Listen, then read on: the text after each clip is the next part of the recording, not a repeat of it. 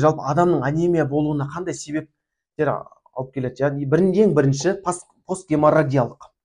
Бұл дегеніміз қан кетулер жалпы.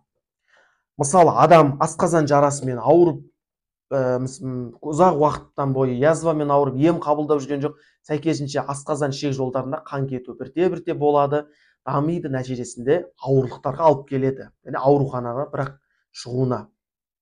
Екіншісі геморрой, және сонымен қатар әйел адамдарда көптеп кездеседі, және қалыпты жағдай болып есептеледі менструация кезінде, жалпы етеккір кезінде.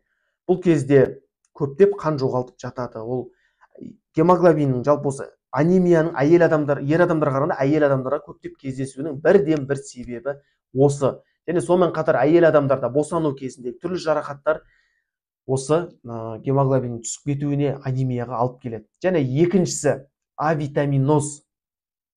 Жалпы организмге витаминдердің аз түсуі тағам арқылы, және дұрыс тамақтанбау туралы осы жерде айта өтсек болады. Әсіресе анемияға көп ұшырайтындардың бірі ол вегетариандар. Яғни ет тағамдарын және ет тағамдарын қабылдамау, ет тағамдарын жемеу. Өйткені ет тағамдары темірге бай болып келеді. Сол үшін адам организміне өте керек. Ал енді келесі себептерін айтатын болсақ, түрлі жарақаттар, яғни қан кетулер айтсақ болады. Мәселен, оның түрлі жарақаттардың ішінде нені айтатын болсақ, яғни қан кетуге алып келеді, мысалы, пышақталуы мүмкін адамдардың, мысалы, түрлі жағдайларда, мысалы, экстренный жағдайларда, осының нәтижесінде адамда қан арқылы темірдің көптеп шығып кетуі нәтижесінде асқынуларға алып келіп отырады. Келесі себептеріне келсек, құрамында кофеин бар, және газировкаларды көптеп қабылдау, көптеп ішу.